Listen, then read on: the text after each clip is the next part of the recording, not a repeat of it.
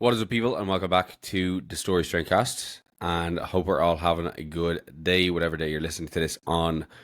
Been a little bit less consistent with the uploads, but I'm not going to beat myself up over it because I've been that guy in the past. Right? I've been that guy in the past that's put myself under immense pressure just to get an episode out on a weekly basis. Man, it's been busy. I just haven't had time to kind of sit down and record a podcast, and I have had some issues with scheduling guests, just longer timelines than anticipated or cancellations.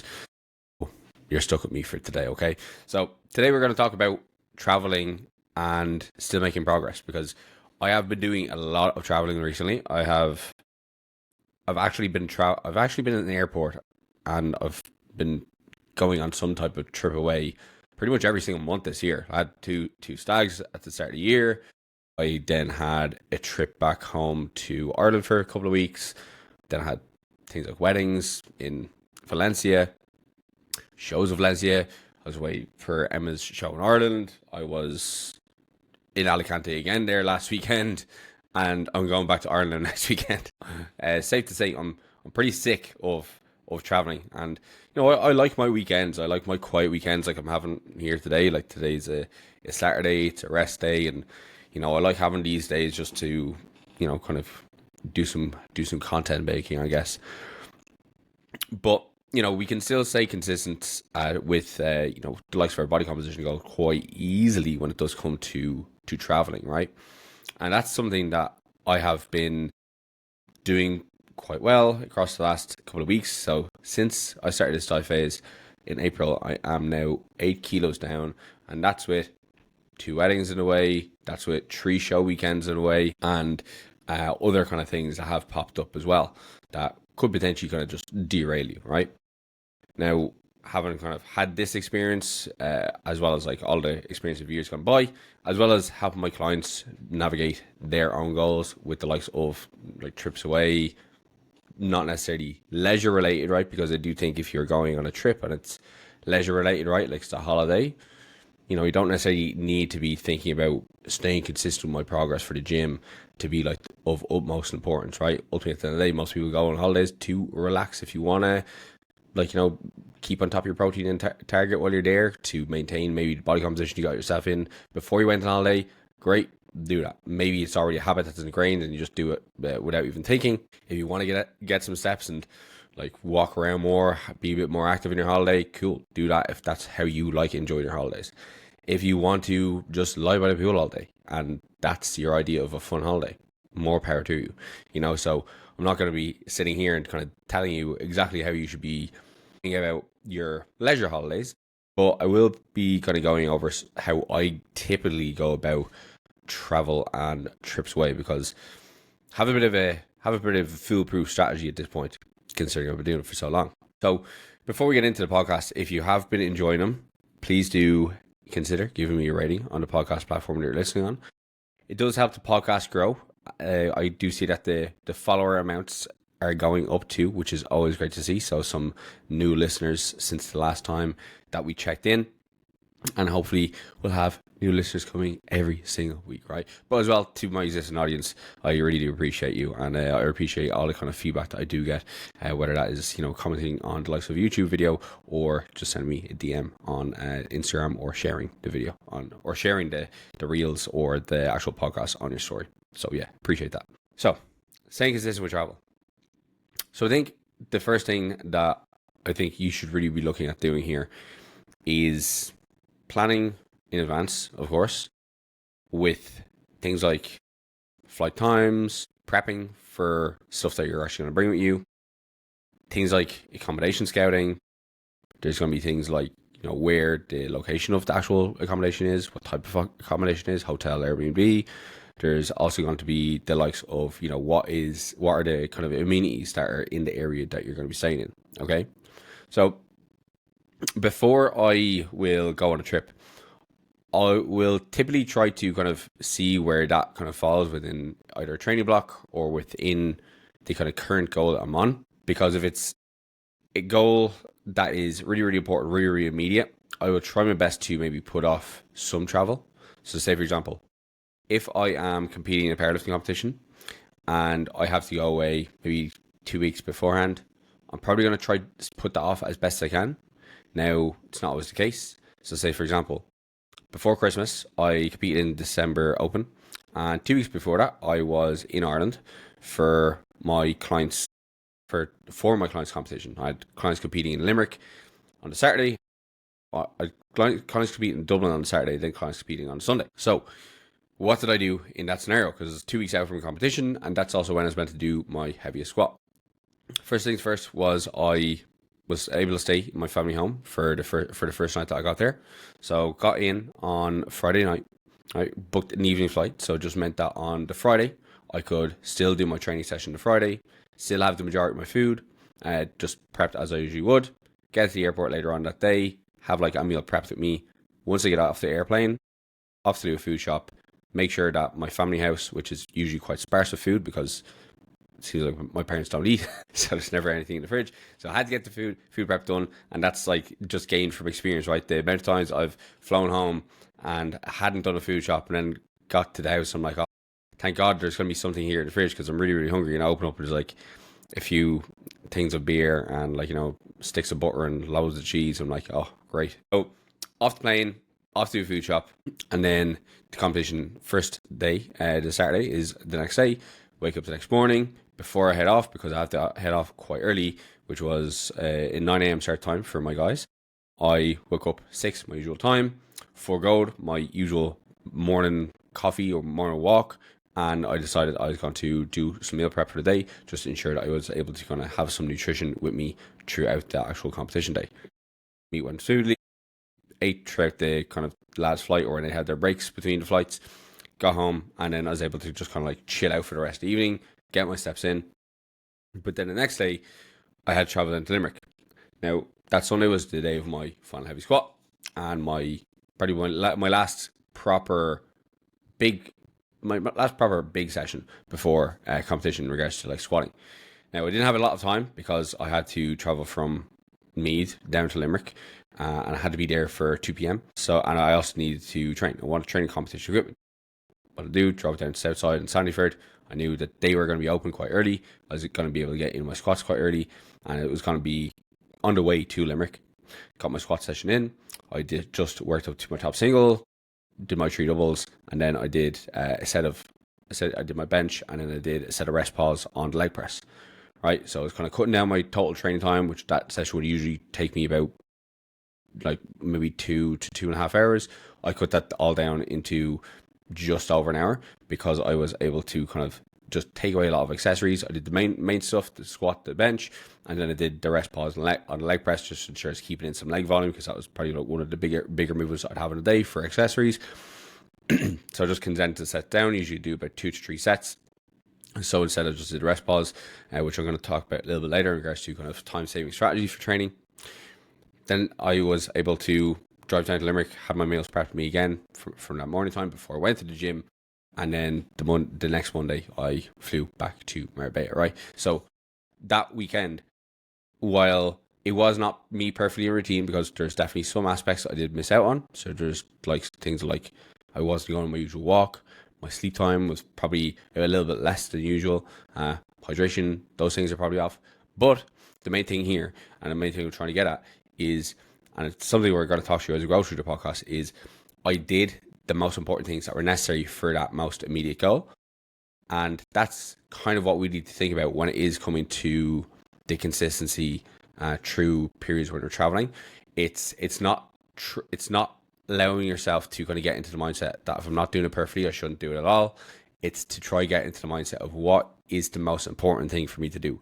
What is the thing that is really going to be moving the dial to get me closer to my goal, that I can still sustain through this? And what are the extras that might contribute to the goal, but if I don't do them for a very brief period of time, my goal is not going to suffer all that much, okay? So yeah, the pre-planning of when you're going to go on these trips is obviously going to be quite important. So this kind of comes into a little bit of like life periodization, you could call it, right? So depending on what type of travel it is, work or leisure, you need to kind of ask yourself, or even just traveling for a different reason. Well, I guess they're the only 2 categories really, aren't they? Work and leisure. Sure, they're going for enjoyment or you're going because you have to. But say for example, if you know that you have a very, very, very busy schedule come up, right? And you know that it's going to be very hard for you to maintain like forward trajectory with your goal. Again, comes into life periodization. Is right now the best time for me to be pursuing a goal? Okay, so there is going to be certain goals that do require you to just kind of get on with it and just get your task done, whether you like it or not, because the goal you committed to is kind of bigger than that like situation that you're finding yourself in. So examples here are like a powerlifting competition, are like a bodybuilding prep, right? Whether you are on bodybuilding prep and you have a competition date in mind, or you're powerlifting prep and you have a competition date in mind, that date is not going to move itself forward because you kind of missed out on doing some tasks that you need to do when you're traveling. And if you have a period of life where you are, traveling every other weekend or something like that, or you have spells of time where you might not be in the best position to kind of be making progress for your goal very frequently, then that is on you to try to make the decision, is it worth me competing in this competition right now, or can I put that goal off, right? And the same could be said for somebody who is maybe kind of focused on like a fat loss goal, right? So say, for example, right now it's summer. A lot of people are going to be trying to focus on fat loss, or they have been trying to focus on fat loss. Some of you may have done already the majority of work before summer, so you can kind of just chill and kind of maintain across these next couple of months. Some of you may be like me, who might be still have a good way to go, and you want to continue dieting through summer, but you still have all these things popping up. It could be, again, it could be travel, or it could be something like a festival, or, kind of big party, right? So you have to ask yourself, right, for the current goal that you want, the current fat loss goal you have, okay? Look ahead, okay? Look ahead what your calendar looks like. Ask yourself, how realistic is it for you to be able to stay on track like 90% throughout all those weekends or whatever, throughout the travel, and then kind of make your decision, is it the best time for me to pursue this? Because if it's not an absolutely urgent thing, right? So say, for example, it's not that your health is in a compromised position and you need to get like the fat loss done, right? Maybe you got some health scare, bad blood test back, or you've started to develop the early stages of pre-diabetes, something like that, right? Something that could actually be a very, very detrimental thing for your health. If it's just the case you're looking to lose a couple of kilos, right? How much will losing that extra couple of kilos kind of impact your life, If it's not a great impact on your life, right?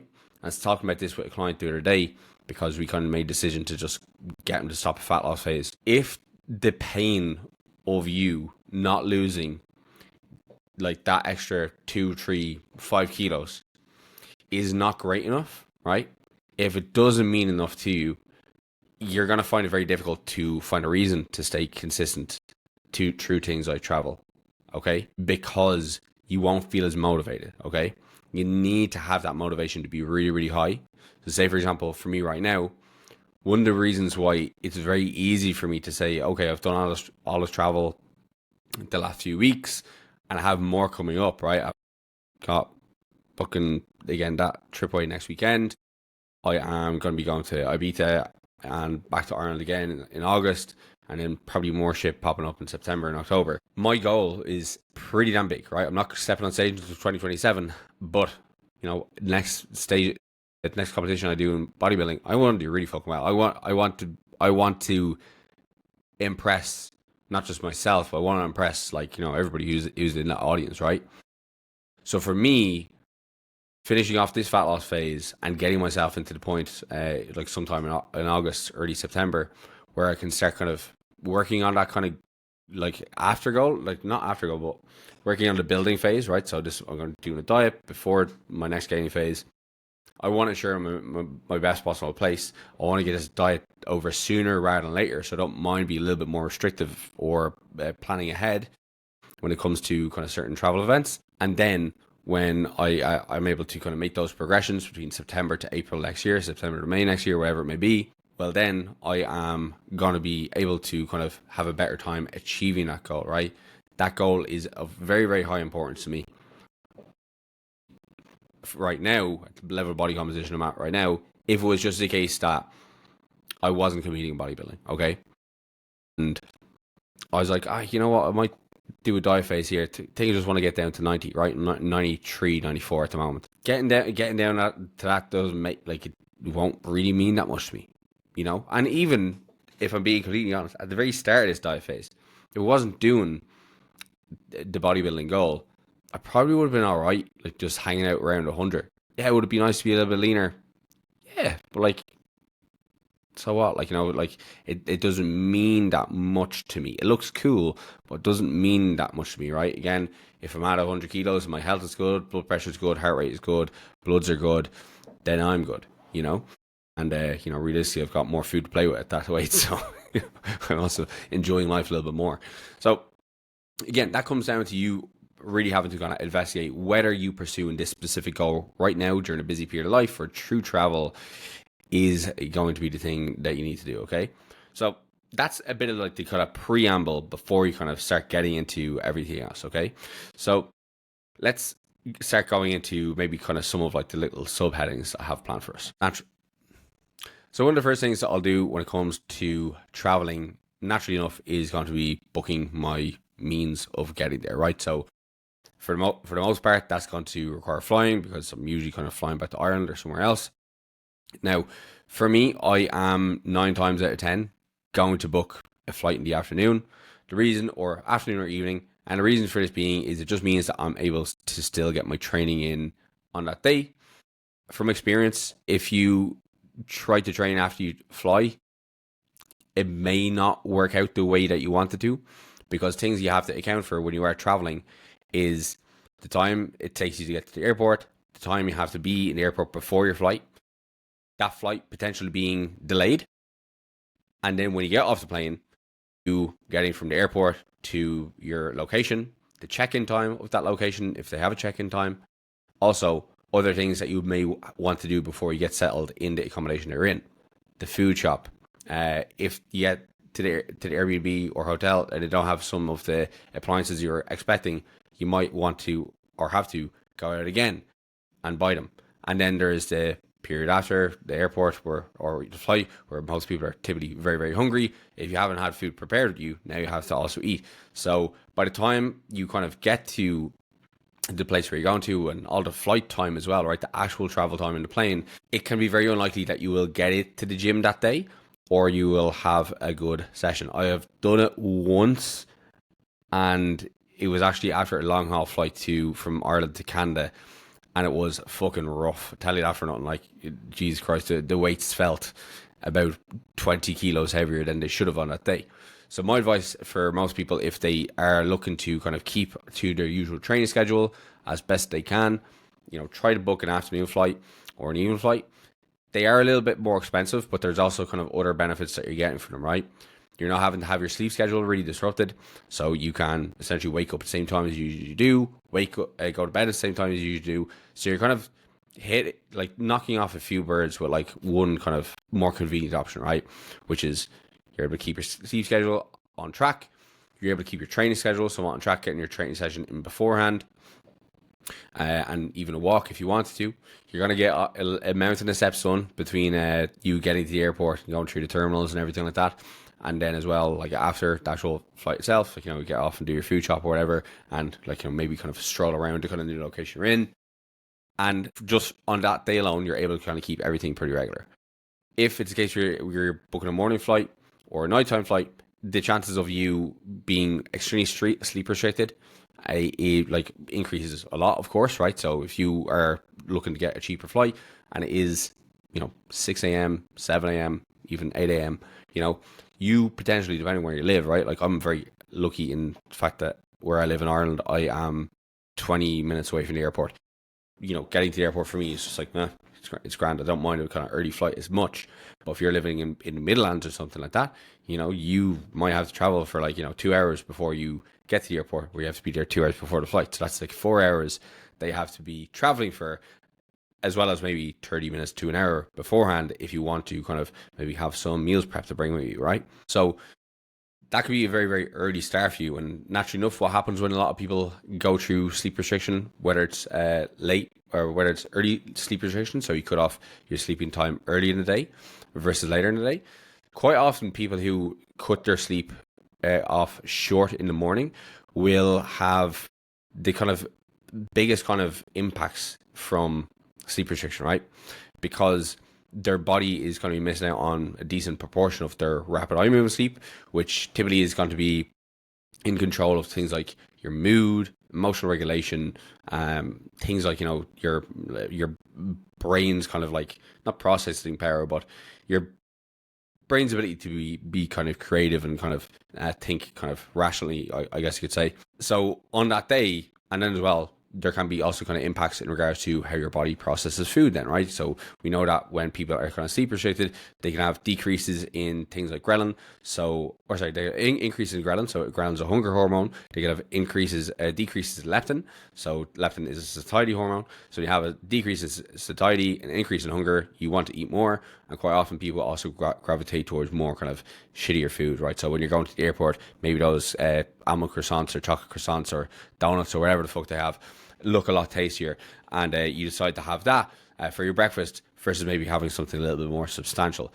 And then when you start the day off of that, well then, a lot of people just press the fuck up button and the day will be off to a bad start. So there's a good kind of another benefit of it. And then as well, by the time you get to your accommodation, wherever you're going, you might be so wrecked that, like, again, you just don't do anything, you don't go to the gym or anything, right? So this is kind of like one of the reasons why personally I just try to avoid the early morning flights as best I can. So for example, next week I am flying back to Ireland, and I booked my flights a little bit too late, so I am going to be getting one of the later flights because all other flights are very expensive. But I had the option between the morning flight and the nighttime flight because they're both around the same price.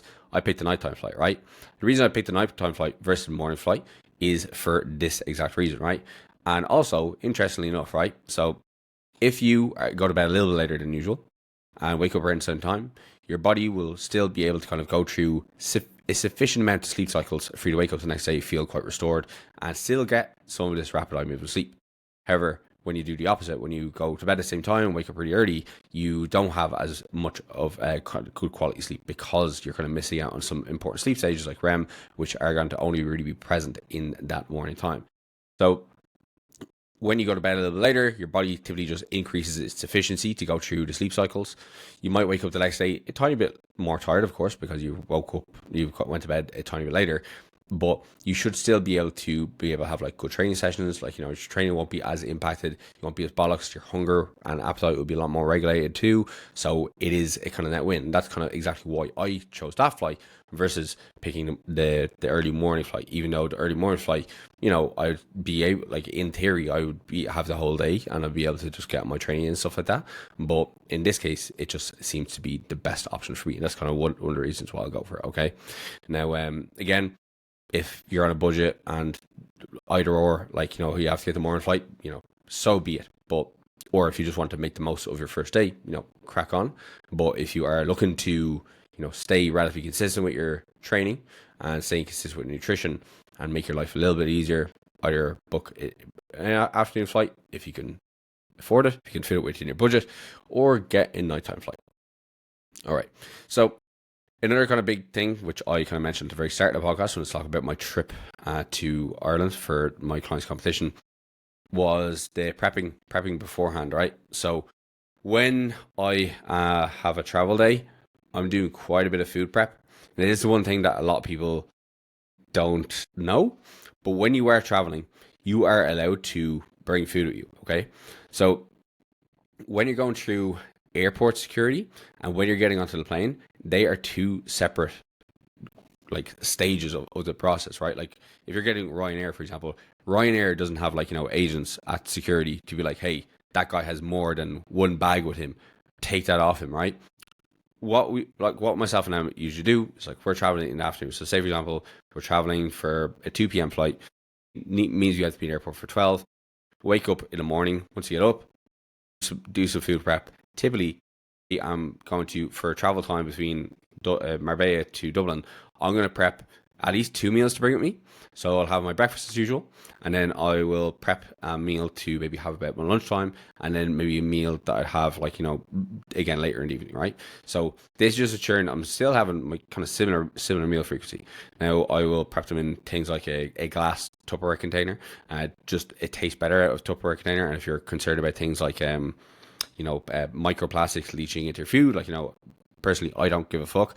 But, I know some people can be a little bit kind of like worrisome about that, and, how it tastes out of a plastic Tupperware container, which it definitely does taste different out of a plastic Tupperware container compared to glass. Glass tastes better, and I feel also it retains a little bit more heat. And the food just stays a little bit fresher or something.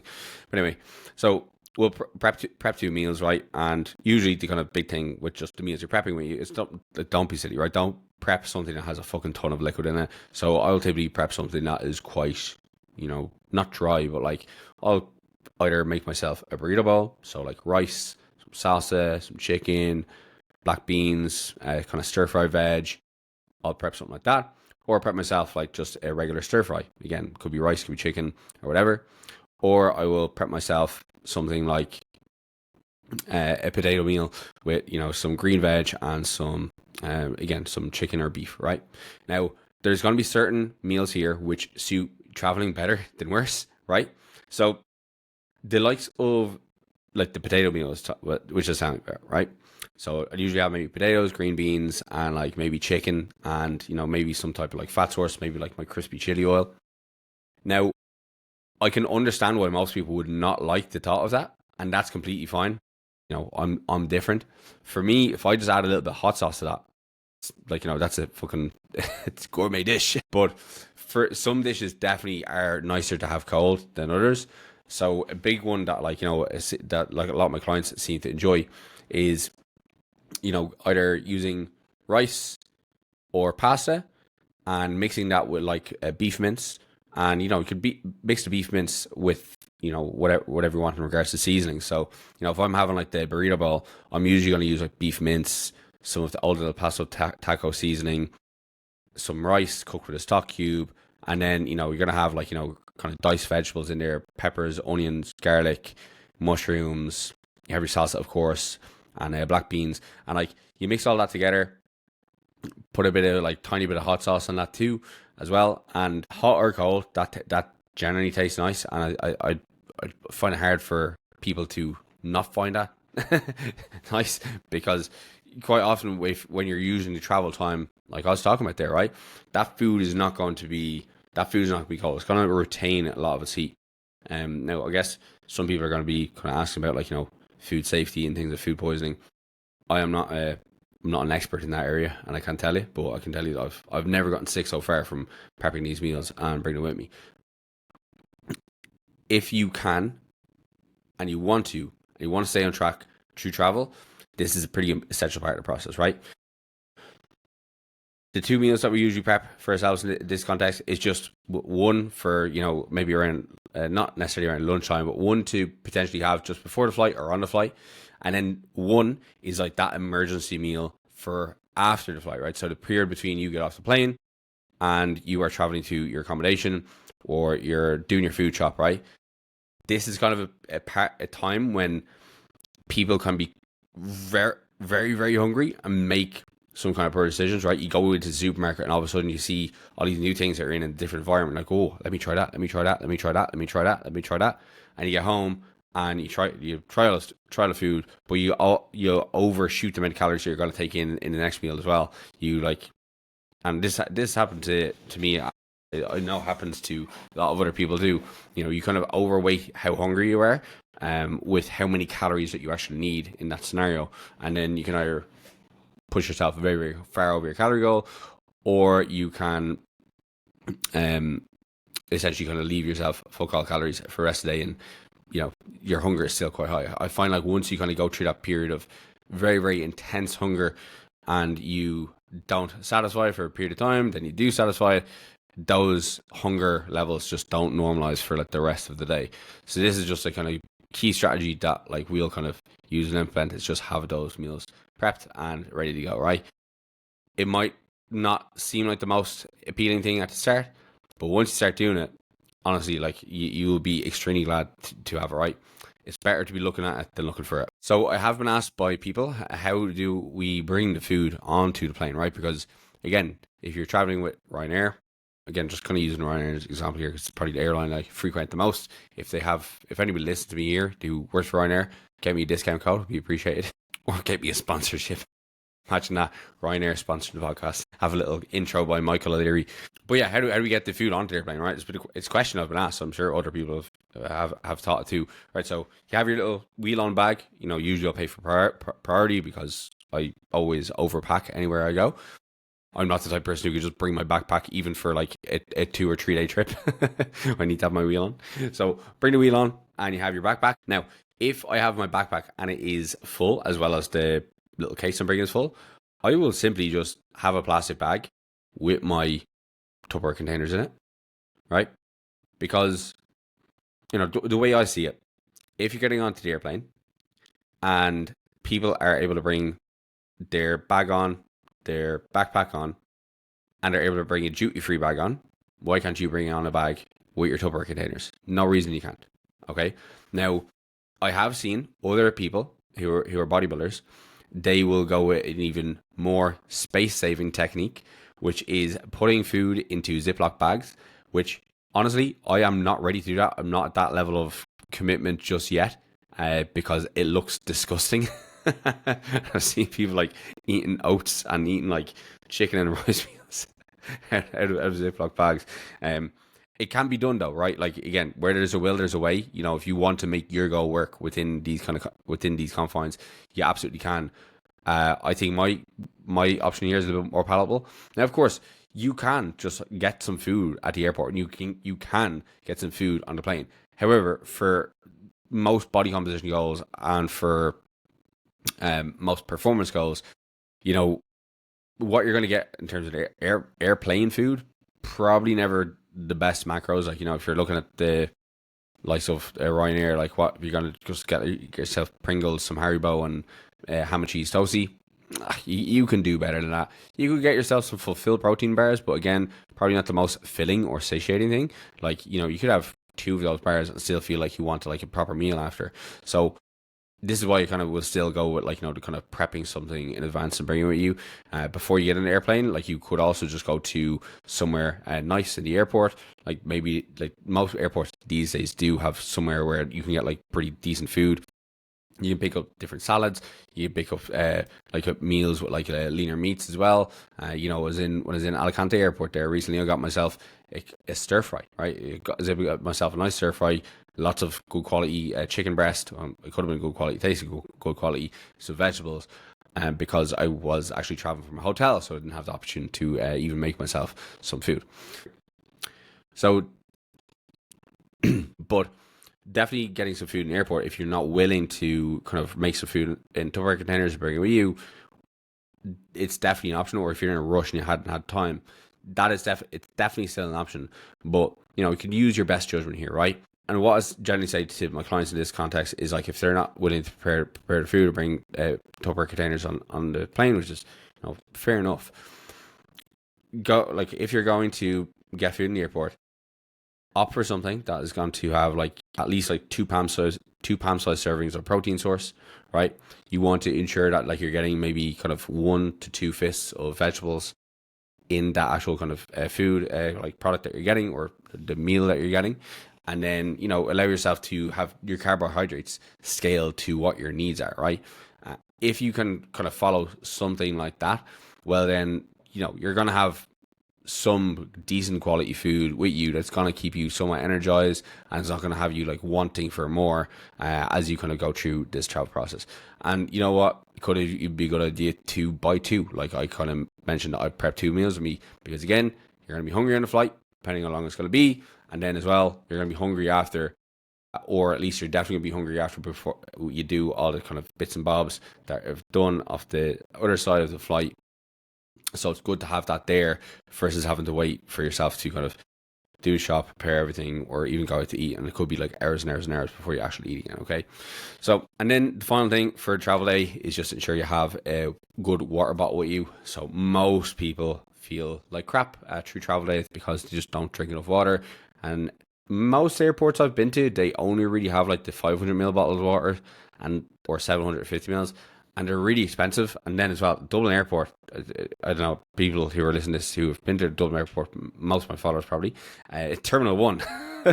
Terminal One has the slowest water dispenser I have ever seen in my entire life. Probably encourages people to buy more bottles of water, but save the environment. Just have a good water bottle, right? Maybe a steel BPA free water bottle with you, and have it to be like 1.5 to 2 liters. Get that filled up and bring that with you on the flight. Obviously, you don't bring it through security because they'll just take it off you. But empty it out beforehand. Maybe buy some bottle of water, throw it in. Then you have your water for the entire trip, and you won't have to fill it up again until you pretty much get off the plane. Now, some key things that I will typically bring with me, if it is a case where I am just looking to kind of stay on track as best I can, are going to be things like my food scales. So food scales, takes up very little room in your bag. But if you are tracking macros and you are looking to kind of keep pretty on point with that, it's going to be a pretty important thing to have with you, especially if you're kind of staying in like a hotel. Now, there are some things that I will pack every single time I go away just to ensure that I am staying on track as best I can. And again, this is going to scale with your goals, right? One thing that I'll always pack with me is going to be food scales, because I am tracking macros all the time.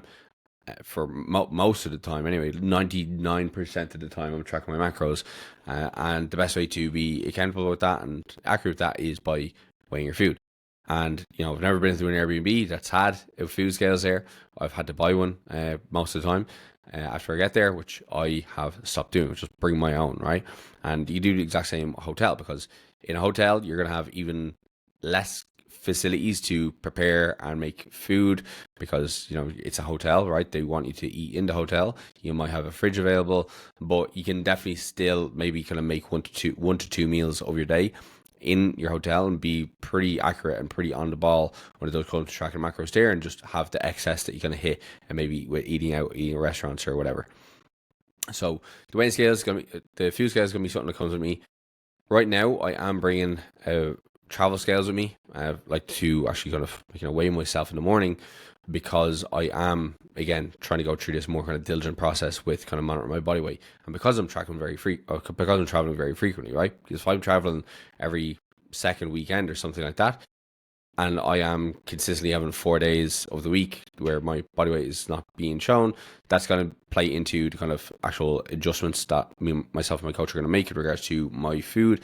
And it could just be missing out on some kind of key kind of weigh-ins here, which could be accounting towards the average, right? So for a lot of my clients, I get them to track their body weight day to day, and we use the average to dictate how we make adjustments versus a day-to-day variant, right? So if you only have three weigh-ins is definitely better than one, but 7 days is better than three, because the data is more robust, because you've got more data points to go off, right? So you're able to have those kind of fluctuations smooth out a little bit more, and can compare week 1 to week 2 a little bit more accurately.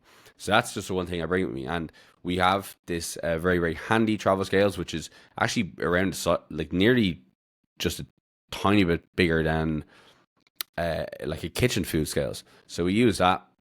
It just means that we're able to kind of standardize our kind of weigh-ins across the world, because even from one weighing scale to the next, depending on the calibration, the weighing scales will be off. So even when I go home to my family home, I'll typically bring home the different scales, because the scales at home does read slightly differently. Other things I'm just ensuring to pack, and things I would encourage you to pack if you are looking to stay consistent with your travel, is going to be things like your gym equipment, of course, right? And any gym bits that you feel you may need.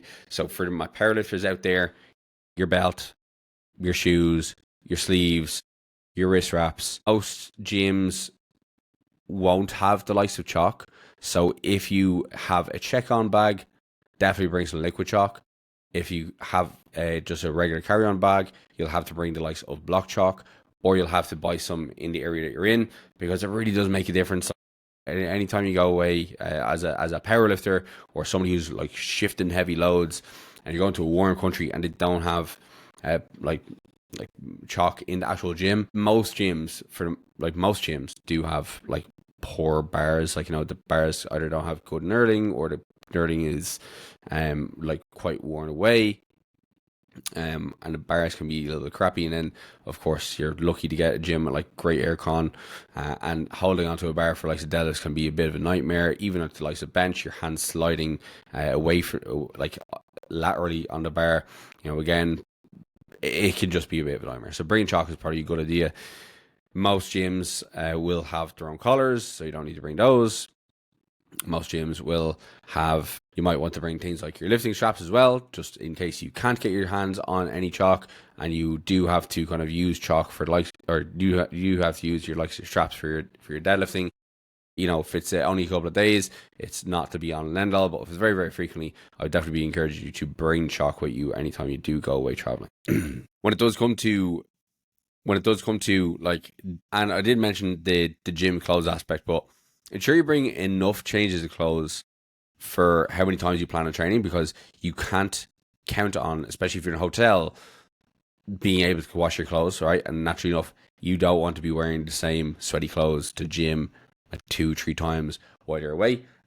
Number one, it's absolutely disgusting. Number two, you might scare off other gym members.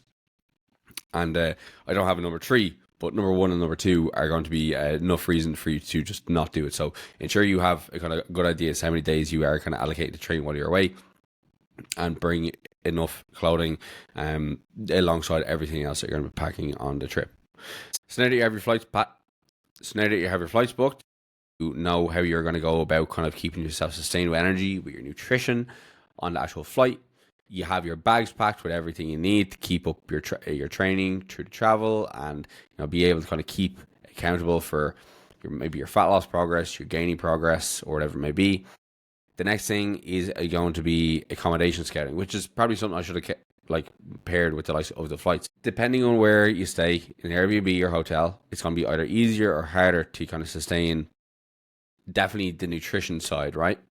Because if you're staying in a hotel, for example, you are not going to have the cooking facilities available, as I mentioned. Now, one thing that I will frequently do anytime I have to stay in a hotel is I will request if I can get a fridge in a room. Most of the time, they will accommodate the request. If they don't, it's a little bit more challenging, okay? However, if you're staying in a hotel, one thing that you could be relatively guaranteed with is that the hotel is probably going to provide some type of breakfast. Maybe that's included in your booking. And this, for the most part, can just serve as a kind of good kind of start point to the day. Now, most breakfasts in Europe, for example, are going to have that intercontinental breakfast, right? So it's lots of meats, lots of fruits. They're going to have things like bread, pastries. They're going to have things like eggs. They're going to have things like juice and everything, and some cereals, right? Even though it may not be what you typically have, it's still a great area for you to remain relatively consistent with some decent nutrition, right? You could get some of the leaner meats, right? Maybe don't go for the likes of the salamis and everything like that, but maybe go for more kind of hams, maybe cooked turkey, maybe go for the likes of some eggs, depending on how much fat you typically have within your diet. You gotta get the fried eggs and just cut around the yolk and just leave the yolk to the side. Depending on how much fat that you have in your diet or have in your breakfast on a day-to-day basis, or even how much fat that you maybe want to keep for maybe later on if you're going to be eating out, which I'd imagine you would be if you are going to be in a hotel, right? Not going to be able to kind of prepare your food. So kind of setting a little bit more fats off to the side for later on in the day could be a good idea, because any meal you get out in a restaurant or in a kind of takeaway area or a fast food kind of eatery is going to be relatively high in fat. So maybe kind of keeping some of those calories for later would be a good idea. Or you can maybe just kind of be a little bit more kind of protein and fat and fruit only or vegetables only in that meal. Again, get the lean meats. You can get your fried eggs or your scrambled eggs, and then essentially just have no carbs at that meal, right? Because again, probably the most important thing for body composition maintenance is calorie intake and keeping your protein high. When you're traveling, you can be a little bit more flexible on the carbs and fats. You could maybe just kind of take some of the carbohydrates out of the first meal that you usually have and keep them for later on. That's keeping a good proportion of calories to the side for you later in that day. But that first meal there, you can go pretty light in it, but just ensure that you're having a decent amount of protein in it. So what's a decent amount? Anywhere between 2 to 3 palm-sized servings of protein is going to be a relatively decent amount of protein for you to be getting in that first meal, and getting in some protein here as well as some fiber. So maybe again you get some of the fresh fruit that's on offer. Maybe you get some vegetables that they might have kind of cooked up in the kind of buffet area. Have maybe like a third of your plate covered in the vegetables or the fruits, and with that then you are going to be taking up some micronutrients. So having the micronutrients, having the fiber, having the protein as well at breakfast, and maybe even some flats, that's going to be plenty of energy, or plenty of kind of good quality energy to keep you relatively sustained through the morning time. I probably wouldn't recommend fasting completely at this point in time, or if you have a low calorie goal, a low calorie target, you likely could fast, if I'm being completely honest, and then maybe just start off the day, maybe around kind of midday, and you could have something that maybe is either something you order out, again, this is in the context of somebody who's looking to stay consistent through travel. It could be something you're looking to order out, and again, try to go to somewhere, look up some menus of different restaurants or eateries or breakfast places that look nice, and try to get something that is relatively close to what you might have at home. Obviously, it's going to taste a little bit nicer because somebody else is making it, but that would be kind of like my typical approach, would be try to order something that I would typically have at home. Now, in the hotel, what I would definitely do is, once you've gotten off that flight at the start, get to a supermarket, right, and stock that fridge up, okay? So I was at a wedding in Calp there 3 weeks ago. 3 weeks ago at this point, wow. And essentially what I did once I got there, I went to the shop, I stocked up my fridge with protein puddings, protein yogurts, loads of like cooked meats, lots of ham on serrano, and things that I knew would be easy for me to kind of just store and eat when I was hungry, and mostly things that were going to be higher in protein. And the only reason I kind of stocked things that are a bit higher protein is because I knew I was going to be having alcohol during the trip, but I also knew that I was probably going to be having more kind of carbohydrates and fats. Carbohydrates and fats are typically a lot easier to source than protein, right? Because like a lot of places want to kind of skimp down the amount of meats they're using because it's more expensive, but they've no issue kind of bulking up the amount of carbs and fats in meals. So rices, potatoes, pastas, the likes of like cooking oils, butters, but yeah, you can definitely have a harder time hitting your protein on holidays without these things as well. If you do have the fridge stocked with all these things, it's more likely that you're going to eat them and you're going to stay on track with them. And you have to add benefit that if you do have more of these foods, more of these higher protein foods stored, easier to access, easier to eat, they can also have a better impact on your food choices and your appetite too, right? Because we know that protein can be a little bit more satiating than some of the other kind of macronutrients, like on a food by food basis. Obviously, the likes of very very tasty things like protein puddings that may not be as filling as likes of like having a steak with the equal amount of calories or equal amount of protein, just because of the chewing times, how long it takes you to eat them.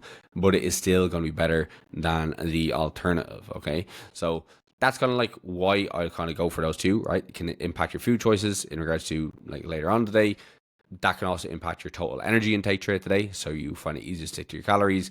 You're hitting a macronutrient that's really important for retaining muscle or helping with the process of growing muscle. And again, you're going to have just an easier time kind of staying on track with your nutrition as a whole as a result of having these foods stored to you in the fridge. But then something else you could do before you even get to the hotel, and this is in the packing stage, is just pack some protein to bring with you, right? So typically what I'll do is I will take a number of scoops of my protein powder, put them into a Ziploc bag. Usually I'll try to kind of give myself, maybe between 5 to 10 scoops of the protein powder, depending on how long I'm going to be there. And I know if I consume that entire bag over the course of me being there, it's likely going to mean that across those days, I have at least hit my protein target with these alongside anything else I might get while I'm actually on this travel trip. Now, my preference, if I am going away, is actually to book an Airbnb. And the reason for that being as well, you have all the cooking facilities available to you, right? You have, for the most part, you're going to have an oven, you're going to have a stove, you're going to have a microwave. And, again, part of the scouting comes back to when I'm looking on Airbnb, I'm mostly looking for which one has the nicest kitchen and the seemingly kind of like a stock kitchen, right? You'll be able to see this in all the photos, but things, again, that are really, really important here is just looking out for an oven, stove, microwave. If they have a kettle or a coffee machine, that's amazing. But if they don't, it's not the end of the world. I can always go out and get a coffee. But if they have the likes of those first three, then I'm pretty much good to go. And then with that, then you have all the cooking facilities that you need to be able to kind of make your meals, especially if you are, maybe somebody like myself who is at the moment not eating out when I go on trips away. I did have like one meal out when I was away the last few times, just after Emma's shows, but that was it. Like every other meal was prepped in the actual place itself. There's an easy way to kind of stay on track, and this is where you bring your food scales, comes in handy. Doing your food shop comes in handy. You're essentially able to just kind of fall into the usual routines that you have on a daily basis in this new environment, and that just makes staying consistent really, really, really easily. And then the final thing on the actual accommodation scouting is the amenities in the area, right? So absolutely key for me is to know that there's a gym close by, preferably within walking distance. From time to time, we will rent a car, but renting a car can be quite expensive, and we all only do it if we absolutely need to. But if you can find somewhere that has that great kitchen that I mentioned, has a shopping center or supermarket relatively close, as well as a gym, that's the ideal location, right? The further away the gym is, and the more out of the way it is, the more travel you have to do to it, the less likely it is that you're going to go. The further away the likes of the supermarket is, the less likely you are to go and do the food shop. So that's why just ensuring that these are two things that are close to where you're going to be staying is really, really important. And, look up the gyms in that actual area too, right, before you go away. See which one seems best for your goals, right? Because quite often you'll go somewhere and you'll find that, they've a number of gyms. I haven't looked at this gym, but it has a nice name. And then you go to it and it has nothing, right? It has maybe just has like a barbell and a few dumbbells and that's it. Or my hotel has a gym and you go to the hotel gym and it's like this is literally the hotel that I was in 3 weeks ago. The hotel had a trampoline, had a spin bike, and it had like something to climb on. Like I was like, this is not a gym. Thankfully, I had done my due diligence and looked up the gyms near beforehand, so I knew where it's going to be going. But you could get kind of shafted with that. So ensure that when you are looking up somewhere, that you find a decent gym. Look at the pictures, look at the reviews, see if they do day passes, contact them on Instagram. It's very, very simple. But if you are able to kind of again pick a location that has good facilities, close to a supermarket and close to a gym, you are pretty much golden for being able to stay consistent through this travel period. In regards to diet adjustments, so I did already kind of mention a little bit on fasting. I did mention a little bit on having a more protein and fats in the morning. And some of this is really just to account for any kind of meals that you may have out later on in the evening time. And again, depending on how diligent you're looking to be, again, if you're just doing like this travel for the sake of, again, it could be work, or in the context of like how I was traveling a week, it was like for Emma's competitions. I'm not looking to like have a holiday there, right? Like I'm looking to again stay mostly on track. So if we're going out, we're going to have a meal out. You look up the menu in advance, pick where you're going to have in advance, plug that into your MyFitnessPal, see how that fits within your day, and then you can adjust the rest of your meals that you have early on in the day around it, right? Again, it's very, very easy for an Airbnb because you have your usual kind of meal setups, and just like ensure that you're kind of reducing maybe some of the kind of earlier meals of the day to account for what you're going to have later on that evening time.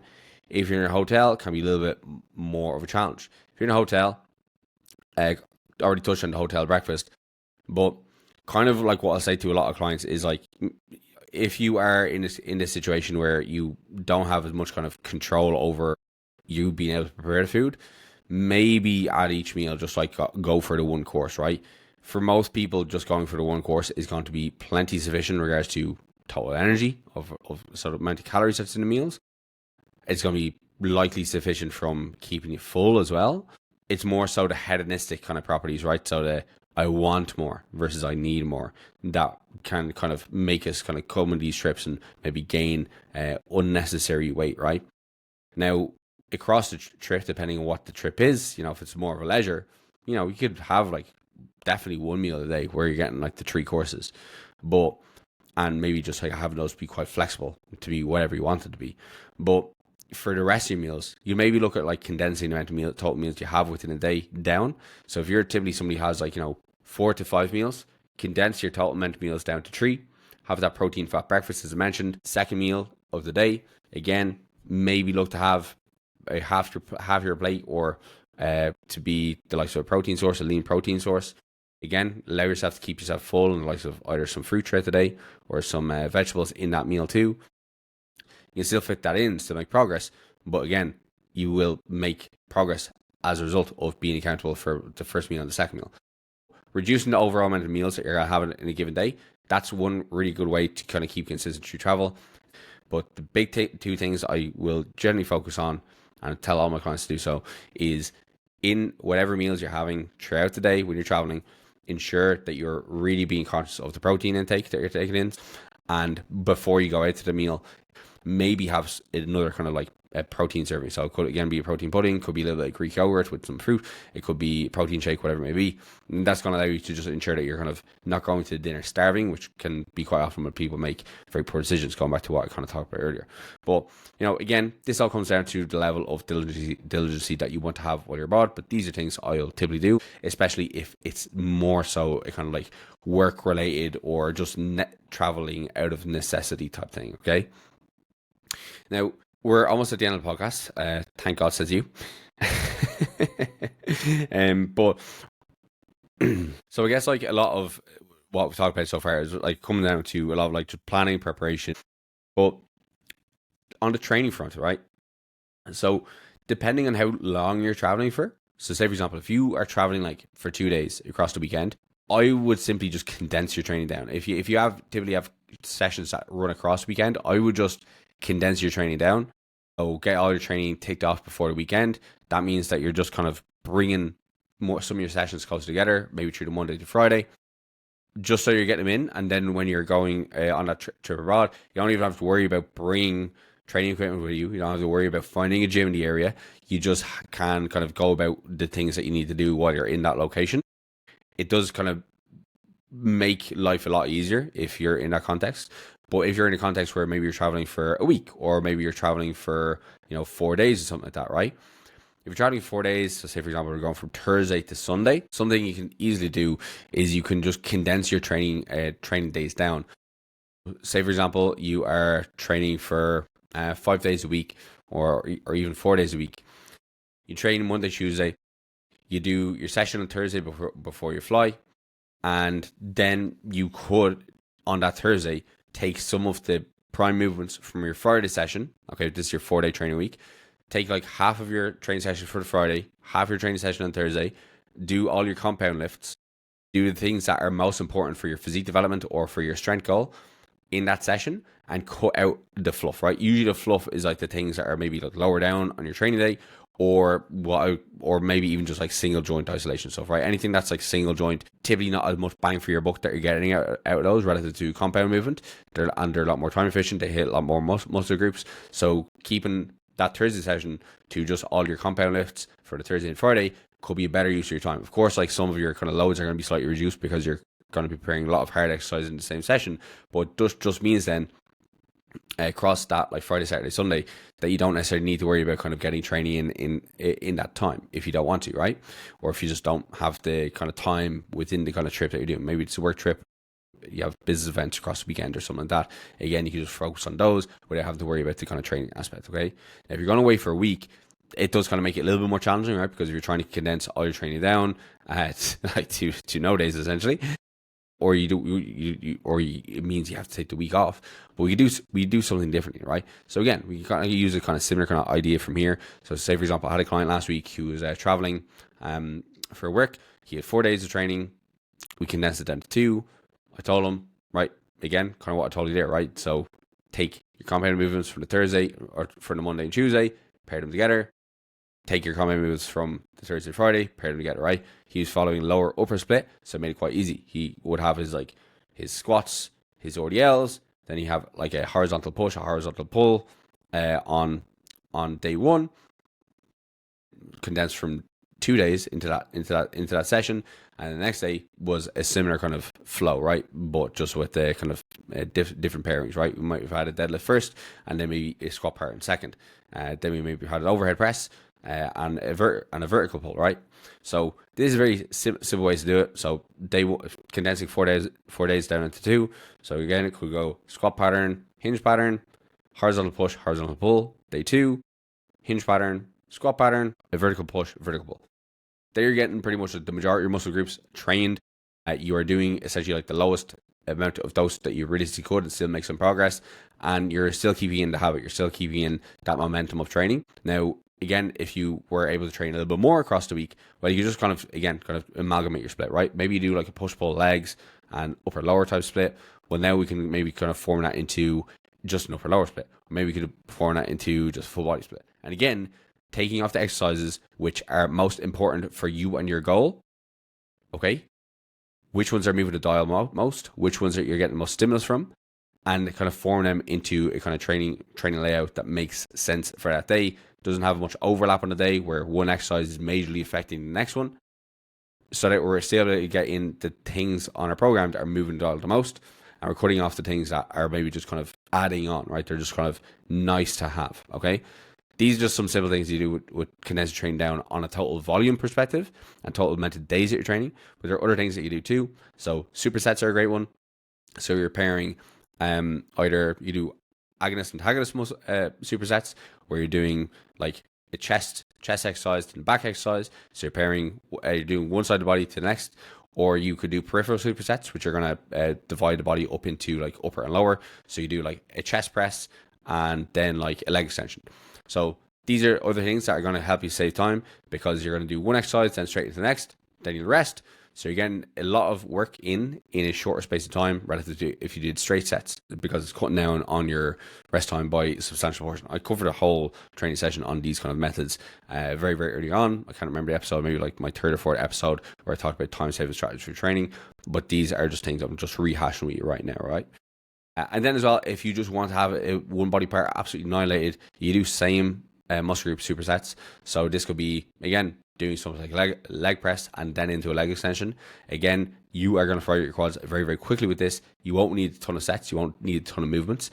But if this is something that you want to do, just to ensure you are getting enough stimulus to a muscle group, right? It's not a strength goal, right? You don't have to worry about strength in this context. You're just looking to ensure that muscle is just like fucked up before you leave the gym. This could be a great way to do it. If you don't have much time, you have 30 minutes to train, this could be a really effective method to like hit a couple of muscle groups in a very short period of time, right? If you wanted to do like kind of full body layout with this, you do leg press, leg extension, do 2 to 3 sets of each, okay? And then after that, you go into a chest press and a pec fly. And then after that, you go into maybe the likes of a horizontal row, horizontal pull. Cool. You have essentially done your back, you've done your chest, and maybe some triceps. To say your back, yeah, you've done your entire back. You've done your quads. You get out of the gym in 30 minutes doing that, no hassle. And then you could go on to your next day. If you had 3 days train and you only had 30 minutes, you again do that same across like your shoulders, do that across your arms, do that across your hamstrings, do that across your glutes. Again, you get your whole body trained very quickly with that. It's not perfect. It's not meant to be optimal, but it is meant to be something that you're still doing across this time when you're traveling. And then you can go back to your usual program the following week. Other things are going to be things like rest pauses. So rest pauses are things that I incorporate in a lot of my clients' programs as well as in my own. So there's a number of different ways that you do it. So typically I'll give my clients a rep target to hit. So it could be either a low rep target to a high rep target. So I could say, okay, I want you to get 10 to 15. I want you to work up to a 10 to 15 rep max load. Okay, so you should fail within 10 to 15 reps. After that, I want you to take 5 deep breaths. Do as many reps then after to failure. So do a cluster. Then take another 5 to 10 deep breaths. Do another cluster. And then once you hit X number of reps, that's the set done. So I could say, okay, 10 to 15 reps as a all out set. You have a rep target of 20. Once you get up to 20 with your kind of clusters, then that's the set finished. You do this on a leg press. You do this, well, actually do it more so if you've never done it before. Do it on exercise that's safe to fail. So bicep curl, leg extension, line hamstring curl, something that's single joint. This can cut down your time to do an exercise drastically, right? So say for example, if you do 3 sets in an exercise, you typically rest 2 minutes between them. The minute so we've got 3 sets there. That's 3 minutes at least, right? Because we're assuming that each set is lasting a minute. You got 2 minutes between each of them, as well as maybe kind of your warm sets. That's about 10 minutes. Whereas you can get this method done in 2, right? So you're talking about like maybe 2, max 3 minutes. So you're shaving off 7 minutes of training time there really, really easily. Again, really, really effective way for you to get in high quality stimulus to the muscle group that you're trying to train. And again, if you typically have a session that is taking you an hour in the gym and you just say, I'm just going to do the exercise, I'm going to just do rest pause versus my usual amount of volume, you could cut this training session down substantially. You could cut that session that's usually an hour down to just over 30 minutes handily. I already talked about, I kind of alluded to slightly as well there about time off, right? Time off is not the end of the world, right? And sometimes for some of my clients, when it does come to traveling through work commitments, depending on where they are within training block, I'll just tell them to just take some time off, right? Because for a lot of people, these can just serve as kind of ways which we can program in deloads. The only clients I really program deloads in for these days are my powerlifters, because every single block there is a point at which they'll get to, whereas if they continue to train block, they won't have any further progressions happening on their squat, bench, deadlift, right?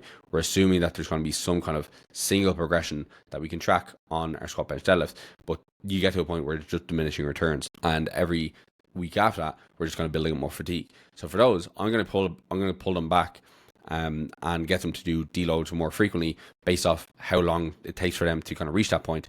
Whereas with a lot of my kind of hypertrophy based clients, it's going to be a number of factors to come into this.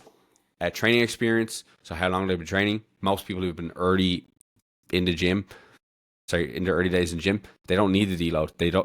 They're yet to get to a position where they're creating enough training fatigue to really kind of even notice it. Or we're seeing that week to week, their progressions are just continuing to go up and up and up and up and up, and they're not noting any kind of signs of, kind of fatigue happening, right? So signs of fatigue or signs of needed deload will be big changes in appetite. Either can't eat much, or you're absolutely ravenous, your sleep is off, you don't really want to be in the gym, you're not motivated to be there, your joints are aching, your loads are stalling, not just on one exercise, but on multiple exercises, and that's happening for a couple of weeks in a row. That's a good sign that you maybe need a deload.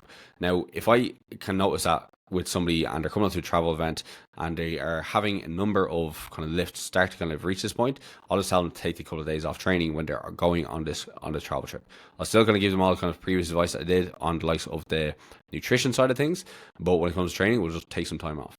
If you take some time off, gym, it's not the end of the world. And most people, when they go on these trips, these short trips, they're not that long. Like if you took 4 days off training, which is something I recommend people do when it does come to just do deloads, right? I'll give them an option. Do you want to just take time off, or do you want to have a reduced intensity? Do you want to have reduced volume? What do you feel is going to be best for you? Typically, most people who come back after four days off, yeah, they might feel as if like they're kind of more skilled lifts, squats, deadlifts, bench, feel a little bit kind of janky, but they'll find they just feel better when they come back to the gym.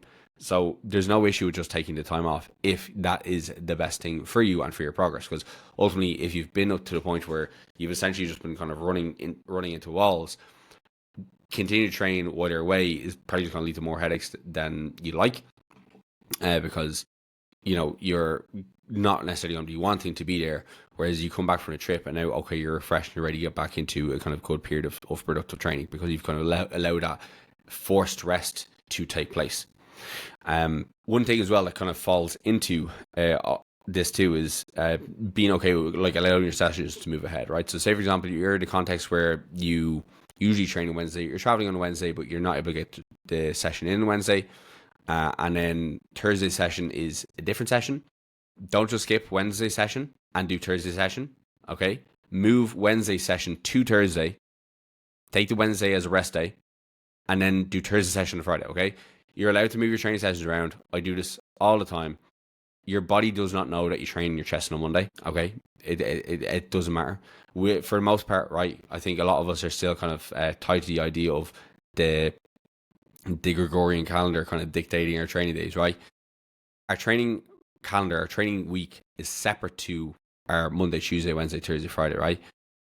There's going to be a certain amount of time between training sessions, which is probably just going to be less ideal than others, right? So if we're training two muscle groups one day after the other, that's unlikely to be enough for recovery time, providing that you've kind of trained that muscle group hard enough.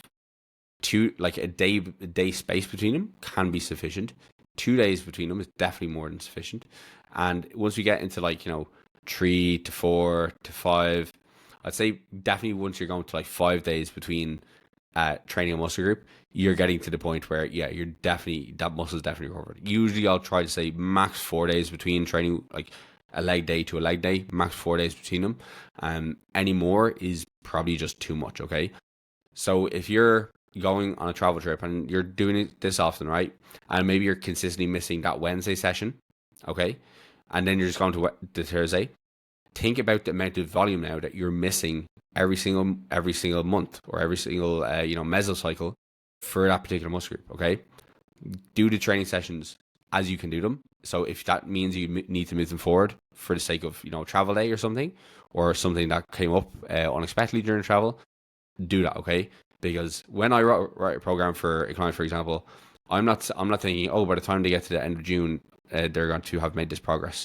It's not the time in June passing, it's them doing the training sessions that's getting them to progress, right? So if I'm saying, oh, this person wants to bring up the legs, and every couple of weeks they're missing out on some leg volume, I'm like, that person's legs are not going to develop as well because they're having too long between training sessions. They're not doing as much volume as they should.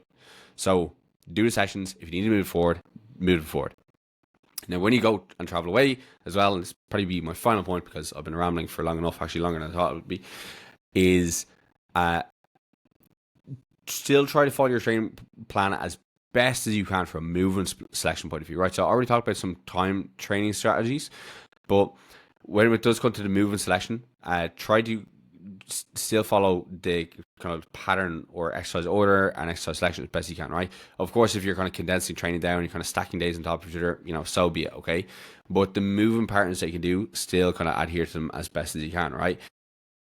Naturally, when you go away, you're probably going to be using different machines than you would at home, and that's okay, all right? Anytime I go to a new gym and I have to use a different machine, there's going to be different feels to it, right?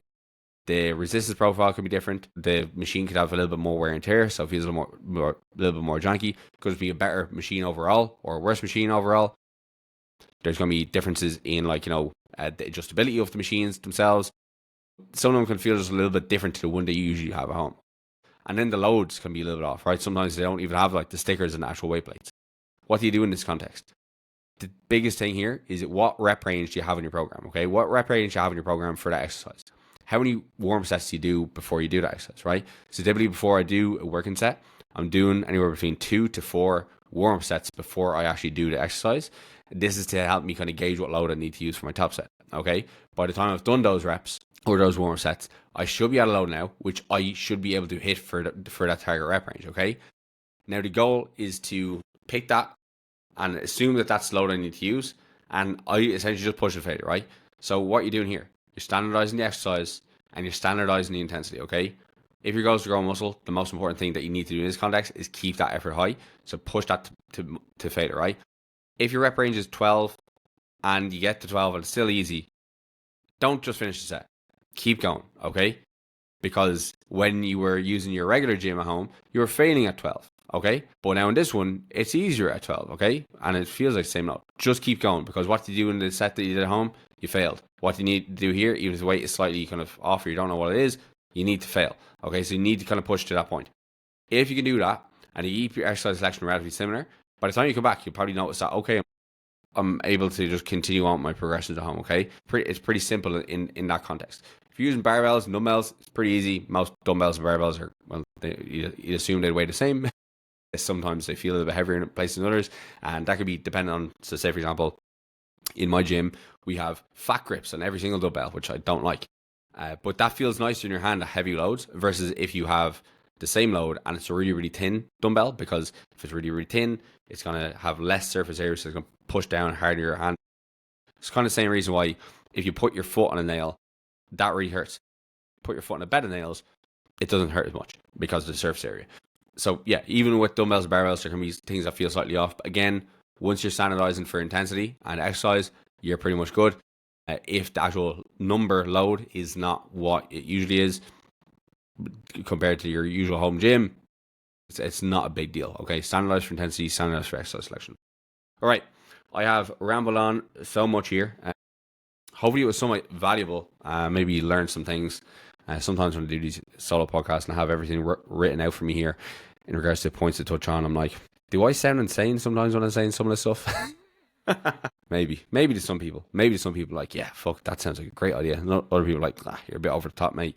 But look, I'm not here to talk to people who are thinking that all of this is a little bit over the top, right? I'm here to talk to the fucking mongoloids like me. All right, that's it. I hope you've had a great day. I hope you have a great rest of your day. Thank you very much for listening. If you are looking to get involved coaching in July, please do reach out as soon as you possibly can, because I am starting to take on some more clients for the next couple of months. So yeah, get on to me, fill out the coaching application in the actual, what should we call it, in the bio, show notes, whatever it is, or drop me a DM on Instagram. And yeah, we will chat then. If you like the podcast, give it a rating and review on the podcast platform you're listening on. Other than that, have a great rest of your day. Talk soon.